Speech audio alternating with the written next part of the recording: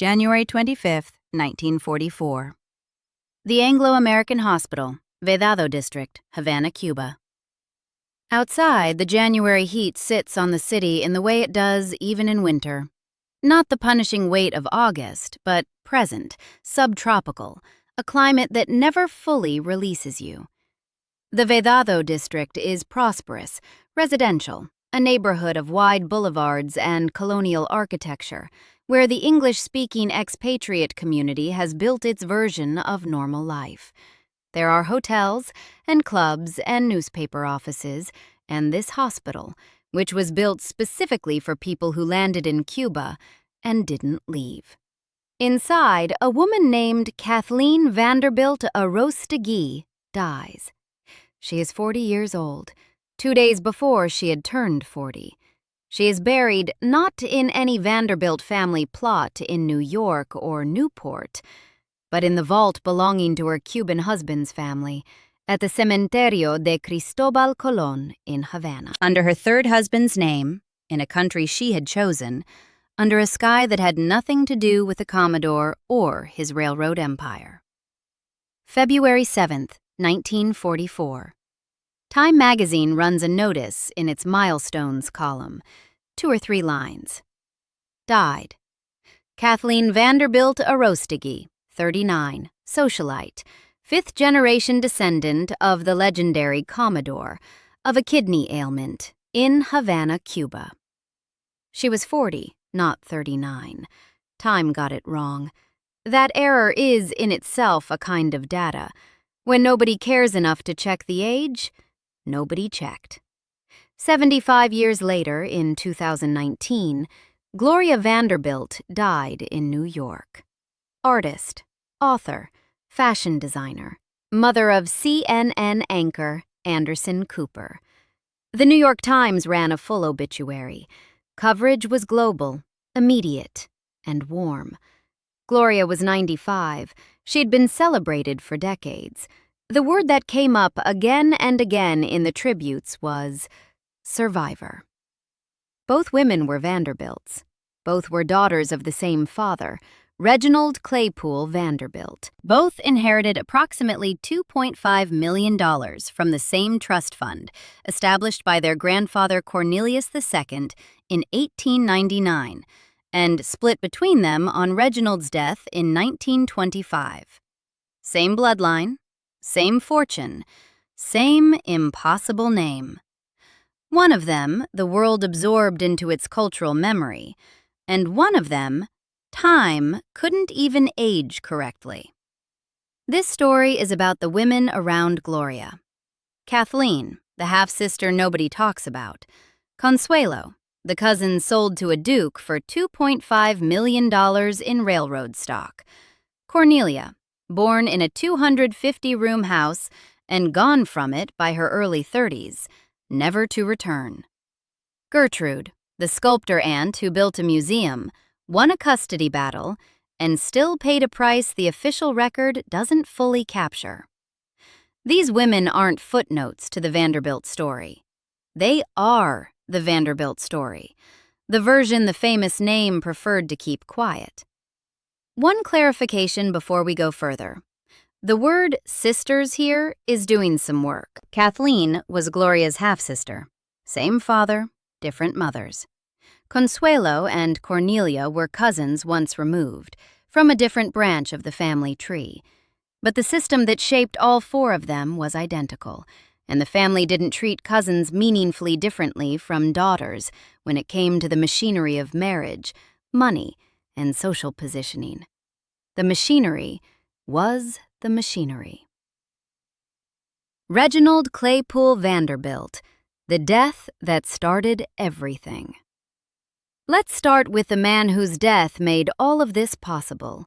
Reginald Claypool Vanderbilt, called Reggie by everyone who knew him, was born in 1880, the youngest son of Cornelius Vanderbilt II, a man who had taken his father's railroad empire and multiplied it into one of the great American fortunes. Reginald inherited the name, the money, and apparently very little of the business instinct. Contemporary accounts describe him as known more for social indiscretions than any interest in railroad finances. On the night of his 21st birthday, he reportedly lost $70,000 gambling. The same night he came into his inheritance. His doctors were warning him about his health by his early 40s. By the time he reached middle age, he was heavily in debt, with creditors knocking daily. He was married twice, first to Kathleen Gebhard Nielsen, a match made in Newport in April 1903. He deserted her around 1912, when their daughter Kathleen was 8 years old. Second, to Gloria Mercedes Morgan, a Swiss-born socialite whose twin sister Thelma would later become Lady Furness. When Reginald married Gloria Morgan in March 1923, he was approximately 43, and she was approximately 18. Their daughter, Gloria Laura Vanderbilt, was born February 20th, 1924. Reginald was dead 18 months later. The cause was cirrhosis of the liver. September 4th, 1925, Portsmouth, Rhode Island, age 45. One description captures it plainly. A man who had spent his adult life drinking, gambling, and moving through money as though it were water. The $5 million trust that passed to his daughters had not been built by Reginald at all.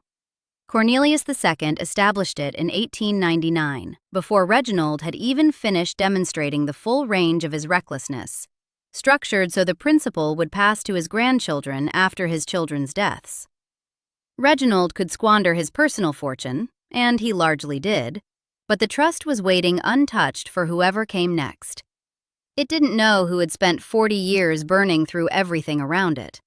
Trusts don't know things like that. When he died, the New York Times reported he had left his children $6,250,000. 2 daughters, roughly equal shares. Kathleen was 21. Gloria was 18 months old. Same amount, same family, same name. And the circumstances of how each received it couldn't have been more different. Kathleen, old enough to receive the inheritance, but having just lost both parents in rapid succession. Her mother would die in 1927, completing the orphanhood, with no stable adult structure to organize around. Gloria, an infant, whose enormous fortune immediately made her a legal battleground, a piece of property requiring guardianship, a dollar figure with a name attached. The money was the same loaded instrument in both hands. What it did depended on everything surrounding it. Consuelo Vanderbilt, the price of a title. To understand what the Vanderbilt name meant for the women who bore it, go back further. Further back than Reginald, further back than the trust, back to the morning of November 6th, 1895. St. Thomas Church, 5th Avenue, Manhattan. The autumn light comes through the windows at a certain angle in the early morning, the kind that makes a church interior look like a painting of itself. Outside, the city is already in motion. The clatter of horses on cobblestones, the vendors, the ordinary machinery of a November Saturday. Inside, the pews are filling with people dressed as well as they have ever dressed in their lives, because this is the Vanderbilt wedding, and the Vanderbilt wedding is the event of the decade. The bride isn't yet in the church. Consuelo Vanderbilt is 19 years old. She is in her apartment at the Vanderbilt Mansion on 5th Avenue, where a footman has been stationed outside her door, not to announce her, to keep her in. She has been in that room since early morning, and she has been crying for most of that time. She is in love with a man named Winthrop Rutherford, described as a dashing older man, whom her mother Alva had closed off as a possibility months earlier, with the same efficiency she brought to everything that stood between her and what she wanted. What Alva wanted, in this case, was a British duke. The groom is Charles Spencer Churchill, the 9th Duke of Marlborough. He needs money. Blenheim, that's Blenheim Palace, his ancestral estate in Oxfordshire, is in the particular kind of financial distress that English aristocracy had been developing since the middle of the 19th century. The land's still there, the titles still there, the history still there, the income not. The palace needed restoration. The Duke needed capital. He needed it in a specific and substantial amount. Consuelo had it. The negotiation between the families had been conducted with the precision of a business transaction, because it was a business transaction. The settlement? The Duke would receive $2.5 million in railroad stock from the Toledo, Peoria, and Warsaw Railroad specifically, plus $100,000 per year. This isn't a figure that emerged from any document of mutual affection. It's a price for a human being, settled upon in rooms Consuelo wasn't invited into, by people who had concluded that her feelings on the matter were a manageable obstacle. The wedding was delayed that morning. Consuelo had been crying. In her 1953 memoir, The Glitter and the Gold, she recorded what that morning looked like from inside it. I spent the morning of my wedding day in tears and alone. No one came near me. A footman had been posted at the door of my apartment. Read that image carefully. A footman at the door, posted like a sentinel. Not a chaperone, not a companion. A guard. Consuelo Vanderbilt, on her wedding morning, was being held in place until the ceremony could proceed. The door that separated her from the rest of the house might as well have been a cell door, and the footman outside it understood his job.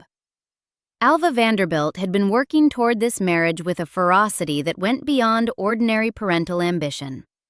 She had been navigating the hierarchies of New York's highest social circles for years, always arriving just beneath the ceiling of full acceptance. New money in a world that rewarded old names.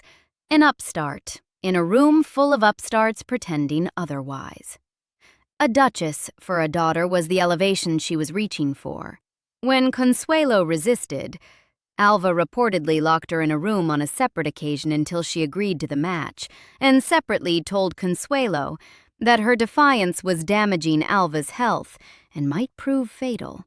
The resistance was overcome. Alva's health, sources note with perfect dryness, miraculously recovered in time for the wedding. The Duke himself, shortly into the marriage, stated clearly that the only reason he had married Consuelo was to save Blenheim Palace. He said it as a man explains a business decision. He wasn't confessing to cruelty. He was clarifying the terms of an arrangement both families had understood from the beginning.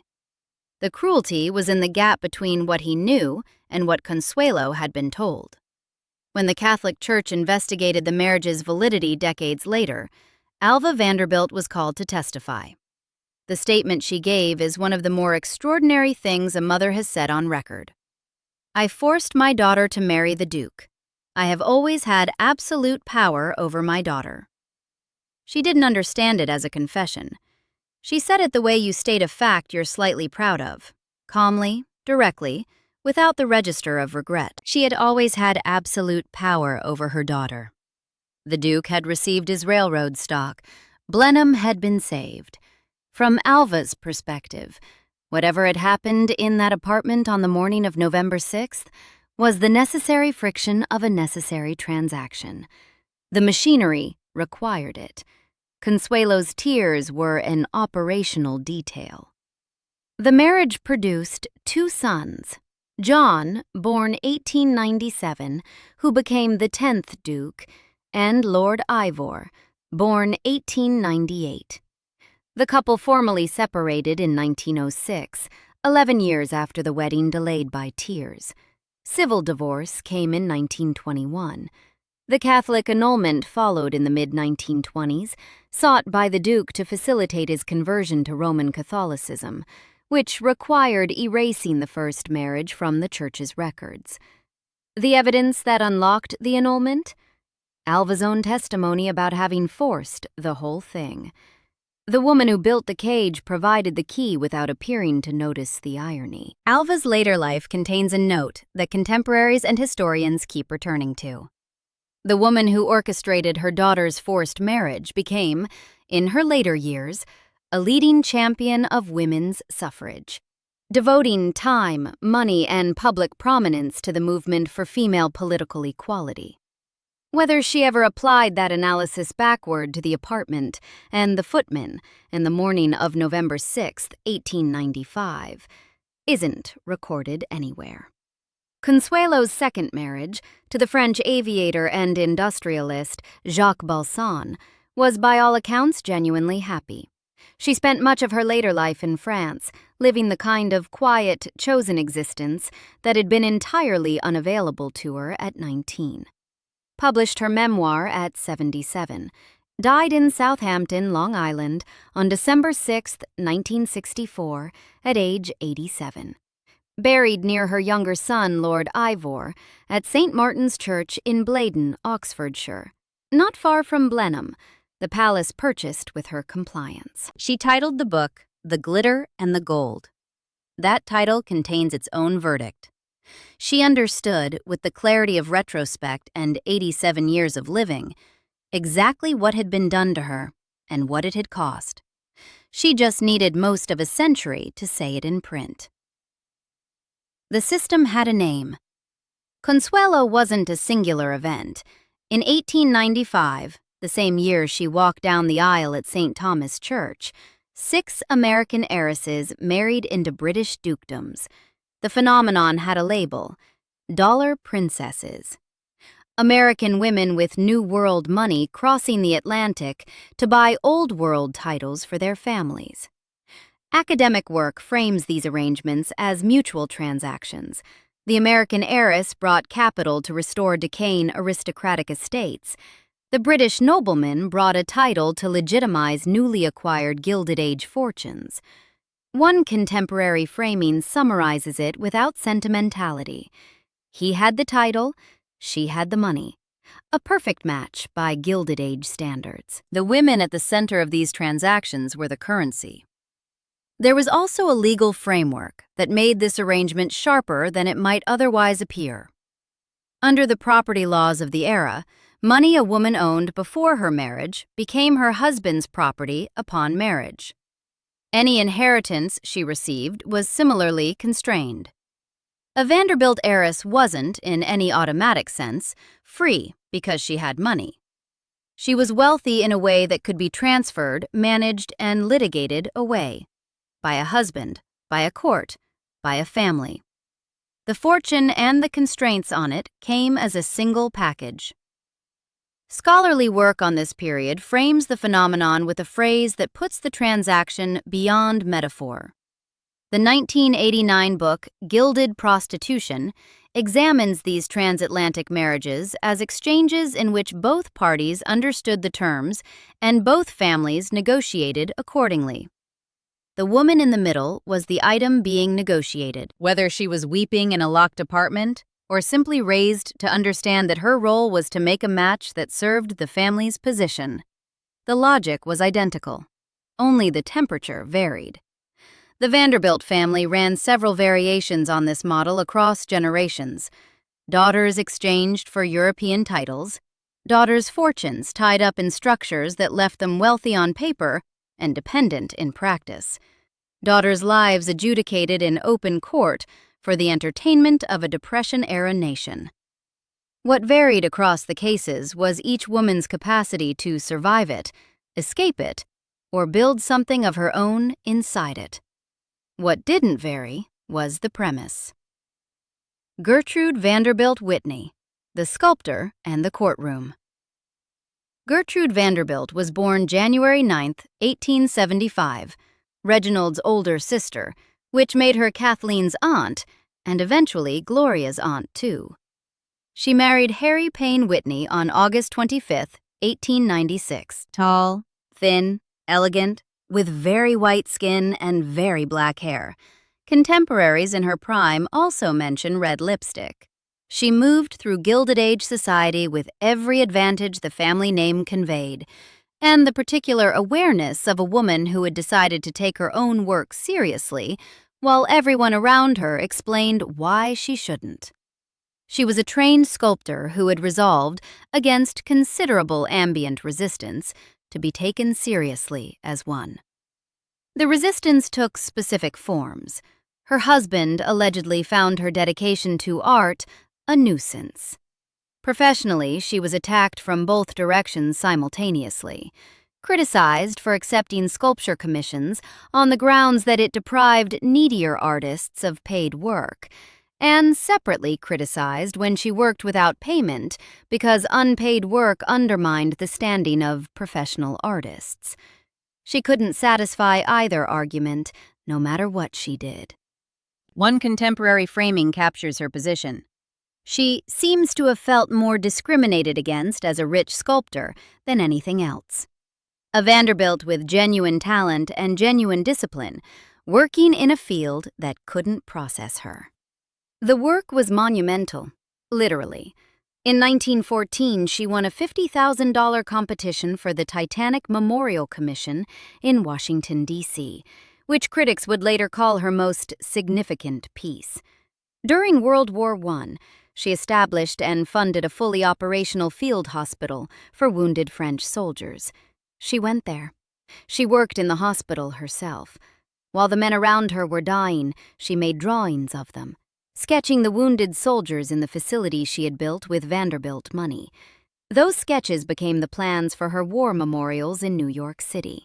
The Saint Nazaire Monument in France, the Washington Heights War Memorial, a 114-foot Columbus Memorial in Palos, Spain, the Buffalo Bill equestrian statue in Cody, Wyoming, the Spirit of Flight, unveiled at the 1939 World's Fair in New York. These are public monuments standing in multiple countries, built by a woman whose husband considered her work an inconvenience. Her marriage had been strained from early on. She discovered in 1902, while recovering from the premature birth of her third child, that Harry was having an affair. The standard solution of the era, manage it rather than end it, maintain the form while the substance fades, is what they did. They increasingly pursued separate lives. Harry focused on sports and horses, Gertrude on studios and commissions, and the community of American artists she was building around her in Greenwich Village. Harry died in 1930. They had been married 34 years, and the marriage had been, for perhaps 28 of those years, a legal structure rather than a living arrangement. In 1929, Gertrude approached the Metropolitan Museum of Art with a collection of nearly 700 works of American modern art from her personal holdings, plus funding to construct a dedicated wing to house them. She was offering the Met one of the most significant collections of American contemporary work in existence, along with the money to build it a home, essentially for free. The Met declined. Their reasoning was institutional and confident. They collected European art. American contemporary work was considered provincial, unworthy of placement beside the European masters. The curators of the most important art museum in the United States looked at a collection of nearly 700 American paintings and sculptures and concluded that American art wasn't serious enough to keep. Gertrude founded her own museum. The Whitney Museum of American Art was established in 1930 and opened to the public in November 1931 on West 8th Street near Fifth Avenue in Greenwich Village, with approximately 600 works from her collection as its founding holdings. It now occupies a purpose-built facility on the Hudson River in Lower Manhattan and ranks among the most important American art institutions in the world. The Met is still on Fifth Avenue, still excellent, still housing its European masters. The work they rejected is 15 blocks south and considerably more crowded on a Saturday afternoon. Then came the trial. October 1st, 1934. New York County Supreme Court. The formal case title was, "In the Matter of the Estate of Gloria Laura Morgan Vanderbilt, Infant." The press called it the Trial of the Century, a designation that requires its context. This was the depths of the Great Depression, when a significant portion of America had nothing and was hungry for any distraction the newspapers could deliver. And a scandal involving the wealthiest family in the country featuring alleged lesbianism, a German prince, all-night cocktail parties, a neglected child, and competing battalions of expensive lawyers, provided that distraction in quantities that lasted all autumn. Gertrude was 59.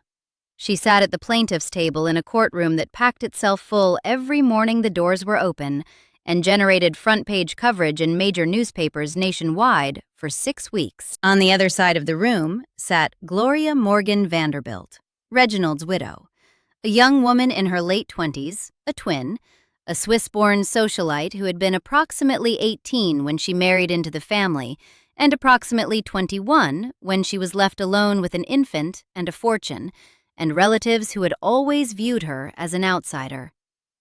The formal charge was unfitness as a mother. The specific allegations were presented with a relentlessness that fed the press exactly what it needed.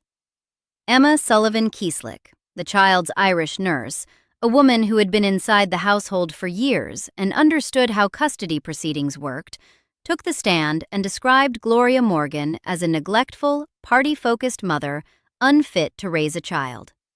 She described the texture of life in the Morgan household in terms calibrated for maximum impact.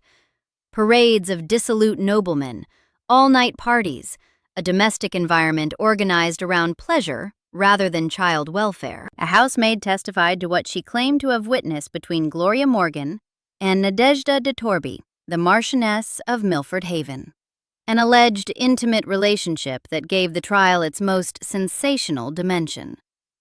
Lady Milford Haven appeared as a witness. She stood in that courtroom and publicly denounced the maid's testimony as a set of malicious, terrible lies. The country read every word of the exchange. Doctors presented medical reports documenting the child's malnutrition and psychological stress. The testimony piled up, session after session. A constructed portrait of maternal failure, assembled from nurses and maids and physicians and royalty, all of it landing on the front pages of American newspapers the following morning. By October 9th, Judge John F. Carew had closed the courtroom to the press for the most sensitive portions. By then, the trial had already saturated the front pages of every major paper in the country. The 10-year-old at the center of it had been coached. In her memoir, The Rainbow Comes and Goes, published decades later, Gloria Vanderbilt disclosed that Gertrude's attorney, Frank Crocker, had met with her privately and prepared her testimony before she spoke to the judge. She had fabricated stories about being hurt by her mother's association with the German prince. She rehearsed the lines Crocker gave her. When she sat down with Judge Carew without lawyers or press in the room, in the quiet of chambers, which was supposed to be the honest moment, she said repeatedly that she hated and feared her mother. She said it directly and clearly, in direct contradiction to letters she had written to her mother expressing love and longing for her company. She was 10 years old. She was doing what the adults around her had prepared her to do. On November 21st, 1934, Judge Carew ruled in Gertrude's favor. Gloria Morgan Vanderbilt received weekend visitation rights and lost access to her daughter's trust fund. She was granted a $21,000 annual allowance drawn from that trust, which continued until 1946, when Gloria, by then an adult, cut it off entirely. The child went to live at Gertrude's estate in Old Westbury, Long Island. Gertrude won. The child almost certainly needed a more stable domestic environment, and the medical evidence of her physical condition was genuine. But the victory arrived through a mechanism that required 6 weeks of public demolition of a young widow's reputation, on the basis of testimony that included allegations supported only by household servants. Presented in a courtroom the press was filling like a theater. Gloria Morgan Vanderbilt had been 18 when she married into the family. The press in 1934 wasn't required to be fair to women who had been labeled bad mothers, and it wasn't. Gertrude's own private history had not been without incident. There had been Harry's affair in 1902. There had been what sources describe as incriminating letters relating to Gertrude's own private conduct, discovered by Harry in 1919, which he handled with what was recorded as civility, while noting that his trust had been damaged. None of that found its way into the 1934 proceedings. The Vanderbilt name was armor inside a courtroom. Gloria Morgan arrived in that same room without it. The stress of the trial reportedly greatly undermined Whitney's already failing health. She died April 18, 1942, age 67, 8 years after winning custody. The museum she built because the Met wouldn't have her outlasted her by decades. The monuments are still standing. Cornelia Vanderbilt. Cecil, the door.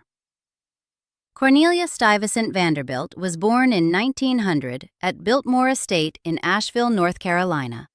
Specifically, in the Louis XV room of the house her father, George Washington Vanderbilt, had spent roughly 6 years and many millions constructing in the mountains of western North Carolina during the 1890s. 8,000 acres, 250 rooms, stone towers visible from the French Broad River, Edith Wharton and Henry James and John Singer Sargent among the guests who came to stay. The largest private residence in the United States, then and now, built as a monument to what Gilded Age money could build, if it was determined enough. Cornelia grew up inside it. She had no siblings. The estate was hers by birthright, waiting for her to reach the age at which she could formally receive it.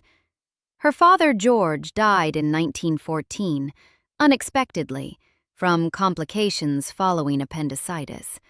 Cornelia was 14. Per the terms of his estate, Biltmore passed to executor's control until she turned 25. Her mother, Edith, a formidable woman in her own right, continued to manage the property. Cornelia grew up within those 250 rooms, learning the particular rhythms of an estate that required constant attention: the staff, the grounds, the maintenance of 8,000 acres of managed land, the social obligations of a family that had built something too large to be private. On April 29, 1924, Cornelia married the Honorable John Francis Amherst Cecil, first Secretary of the British Embassy at Biltmore itself. He was an English aristocrat she had met through Washington diplomatic circles.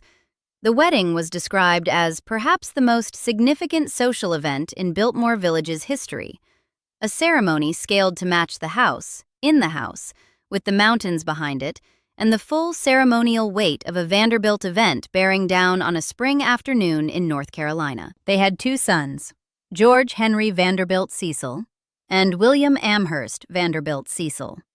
She was 24 when she married. The estate formally passed to her control around 1925, when she reached 25, as her father's will had specified. She was the mistress of Biltmore, married to an English aristocrat, with heirs to the name and property already born. From the outside, it looked like the Vanderbilt legacy operating exactly as designed. Around 1932, she left. She departed Biltmore, departed North Carolina, departed the United States. She went to England and then to Europe, and she stayed there. One account from a local Asheville source puts it directly. Her 10-year marriage to John Cecil concluded, and Cornelia Vanderbilt left the 250-room mansion where she was born and never returned. Not for visits, not for the estate's public opening, which came later. She was gone. The specific reasons aren't well documented in surviving sources. The marriage had ended. John Cecil remained in the United States. He died in 1956. Cornelia lived in Europe until her own death in 1976. The decades between her departure and her death, where exactly she settled, what occupied her time, whether she thought of the Louis XV room in which she had been born, whether she regretted leaving or regretted staying as long as she had, are almost entirely absent from the historical record. She gave no memoir, She made no famous statements about any of it. She didn't, like Consuelo, eventually write it down. What she left behind was the house. Her sons George and William inherited Biltmore and, facing the same financial pressures that had been turning English aristocratic estates into tourist attractions for decades, opened it to paying visitors to keep it financially viable. Today it operates as one of the most visited privately owned tourist attractions in the United States, a working family business with Cornelia's descendants involved in daily operations, one of the very few Gilded Age monuments to survive intact by becoming, essentially, a product. The house stands. Cornelia wasn't in it. Her disappearance from the historical record is its own kind of answer to an unasked question. She didn't fight the legacy in court. She didn't publish a book about what the 250 rooms had cost her. She didn't build an institution or commission a monument or leave a statement. She walked through a door she didn't come back through and let history lose track of her. Whether that constituted freedom or the closest approximation of it available to a woman in her position, the sources are too thin to say with confidence. But the act itself? Walking away from the largest private house in America, leaving no forwarding address in the record, dying in 1976 in a Europe that had entirely replaced Asheville as her world, has a quality that the more documented stories lack. She didn't survive the legacy loudly. She just left it behind. Cathleen Vanderbilt Arostegui, the other daughter. Back to Havana, back to where this started. Full birth name, Mary Kathleen Nielsen Vanderbilt. Born January 23, 1904, Manhattan. Her father was Reginald. Her mother was Kathleen Gebhard Nielsen, the first wife, the one he had married in Newport in April 1903 and abandoned by 1912. Kathleen was 8 years old when her father left her mother. She was 21 when he died. Her mother died in 1927, completing her orphanhood at 23. By her mid-20s, she had the Vanderbilt name and roughly $2.5 million from a trust her grandfather had built, and no particular access to organize her life around, while, simultaneously, her 3-year-old half-sister was already the center of a legal dispute that would spend the next decade building toward the national spectacle of the 1934 trial. Kathleen was old enough to watch all of it from the outside, old enough to understand what the name attached to her, not old enough to have decided what to do about it. She made her debuts, more than 4 of them. In the normal choreography of Gilded Age society, a young woman was presented into society once by her family at a debutante event arranged and attended by her parents. Kathleen's family had fractured. Her parents separated. Her father remarried. Her grandparents on both sides separately prominent and unwilling to share the ceremonial credit with anyone else. So she was presented separately by her father, separately by her mother, separately by her maternal grandmother, separately by her paternal grandmother. 4 distinct events, each one staging the fiction that the family was intact and the Vanderbilt name was functioning as it should. 4 performances of an origin story that had already come apart. This was the Gilded Age's particular genius for ritual. The form could be maintained long after the substance had gone. She was 19 when she married her first husband, Henry Harry Cook Cushing III, son of a wealthy New York family, nephew of illustrator Otho Cushing.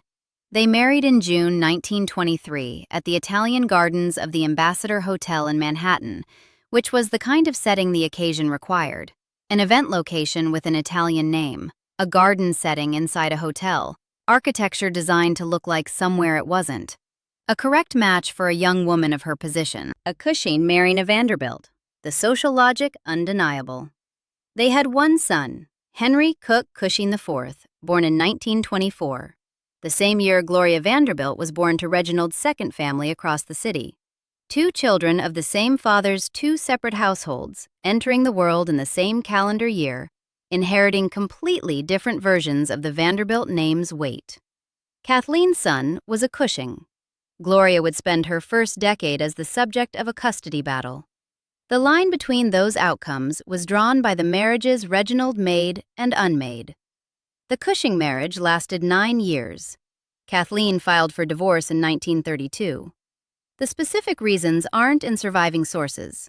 10 days after the divorce was finalized, she remarried. The speed requires nothing added to it.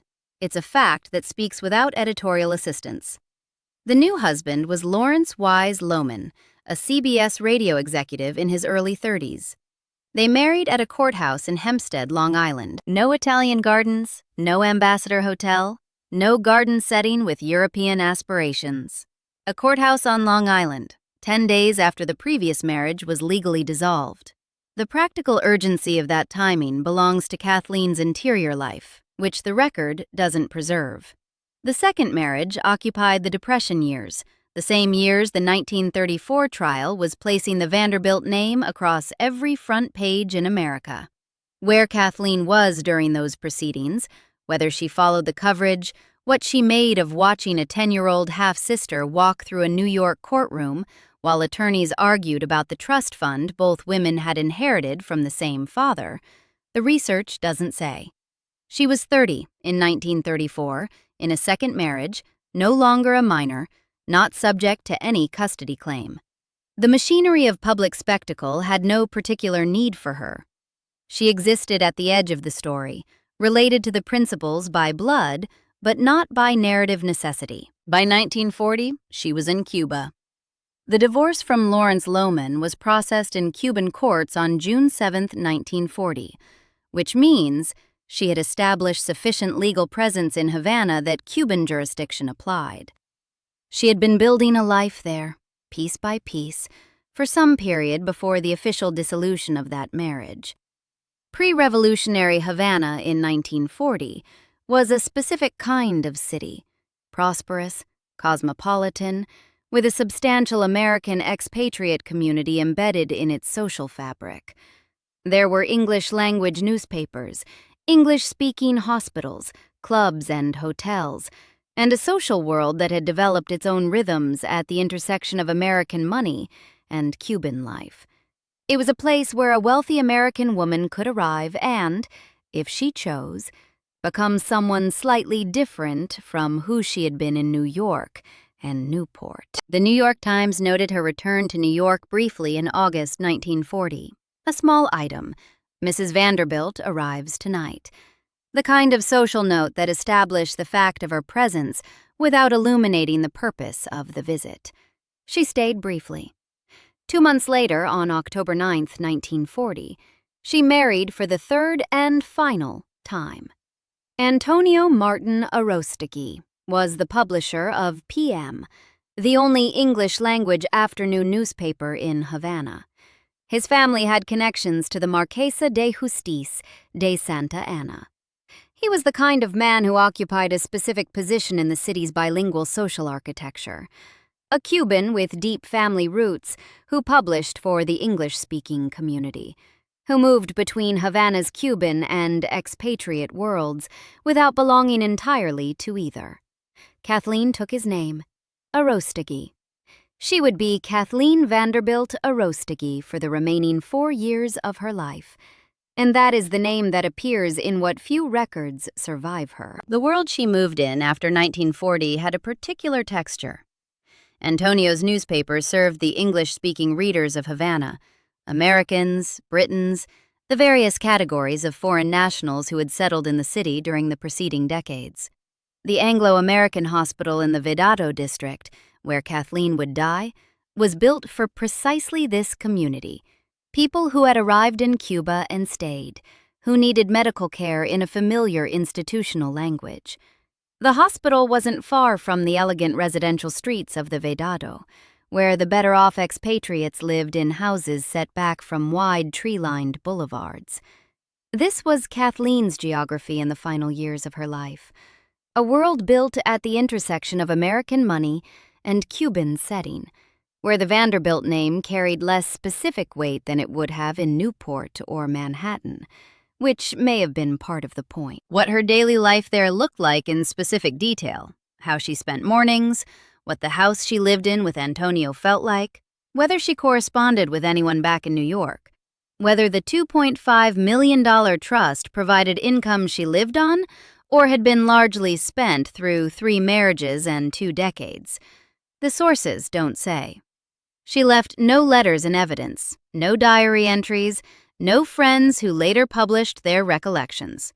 She is present in the record through the formal events: a marriage certificate, a divorce filing, another marriage certificate, a death record, the bureaucratic trace of a life without a biographer.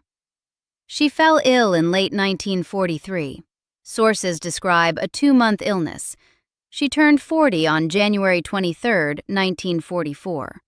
She died 2 days later at the Anglo-American Hospital in the Vedado. Times Milestones column, February 7, 1944.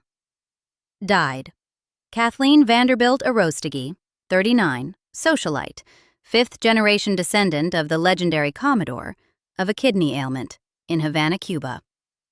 She was 40, not 39. The notice got her age wrong, and no correction appears to have followed. February 1944 was a month in which death was arriving at industrial scale. The Pacific Campaign, the Italian Front, the daily casualty reports from multiple theaters. Within that context, a 2-line entry in Times' Milestones section was more coverage than most Americans received when they died. But Cathleen wasn't most Americans. She was a Vanderbilt by blood and legal inheritance, the elder daughter of a man whose death 19 years earlier had generated substantial New York Times coverage, the half-sister of a woman whose childhood had been a national media event. And she received 2 sentences and a wrong age. She was buried in the Aurelia Castillo family vault at the Cementerio de Cristóbal Colón in Havana. The vault belonged to Antonio's family, the family she had joined through her 3rd marriage, in a country she had chosen under a name none of her 4 debutante presentations had anticipated. Not in Newport, not in any churchyard within reach of the Commodore's memory. In Cuba, in someone else's family vault, in a city that had become hers precisely because it had nothing to do with what she was born into.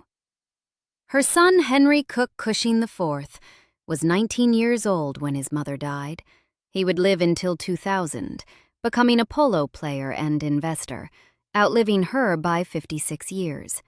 He was a Cushing, not a Vanderbilt, and belongs to a different story. What Cathleen Vanderbilt Arostegui leaves behind is primarily absence. No monuments, no museum, no famous quotes, no published account of what her life felt like from inside it. The archive offers the formal events: 4 debutante presentations, 3 marriages, 2 divorces, 1 death. Facts without the life between them. A skeleton without tissue. Her half-sister Gloria had been 18 months old when their father died, small enough that the fortune became the defining fact about her almost immediately. The poor little rich girl the tabloids couldn't leave alone, the child heiress, the subject of a decade of custody proceedings that placed her at the center of the national story before she was old enough to understand what a national story was. Cathleen had been 21, old enough to receive the inheritance without being synonymous with it, old enough to step sideways into a life that was hers, rather than a legal argument. And because that life didn't generate a trial, because she wasn't coached by an attorney, because no New York newspaper ever ran satirical verse about her fitness as a mother, there was nothing for the historical record to attach itself to. She moved through 3 marriages, 2 countries, 4 decades, and the press largely let her go. Gloria Vanderbilt lived to 95 and was described as a survivor. The word fits. She took an impossible inheritance, endured a public childhood built on something no child should have to endure, and made from the wreckage a career, a creative practice, a public identity that outlasted the scandal that created it. The name that had been the reason for the trial became eventually her most valuable professional asset. She survived the impossible legacy by becoming larger than it. But survival at that scale wasn't the rule. It was the exception, and a hard-earned, specific exception at that. Old money has a long memory. Look at all four of them together, and a pattern becomes visible that is too consistent to be coincidence. Consuelo Vanderbilt was assigned a literal price, $2.5 million in railroad stock from the Toledo, Peoria, and Warsaw Railroad, plus $100,000 annually to a man who later explained, without apparent shame, that he'd only married her to save his house. She was 19 on her wedding day, crying alone in her apartment with a footman standing guard at the door while the church filled up outside. She survived it. She escaped by inches, through years of separation and civil divorce and a Catholic annulment predicated on her own mother's confession of coercion. She found a second marriage, a happier life in France, a late-life voice in print. She lived to 87 and called her memoir, The Glitter and the Gold, a title that contains its entire argument in 4 words. She understood with total clarity what had been done to her. She just needed most of a century to find the conditions in which to say so. Gertrude Vanderbilt Whitney turned the family's impossible legacy into something generative, a museum that has outlasted her by 80 years, public monuments standing on multiple continents, a field hospital for dying soldiers built with her own money in a country at war.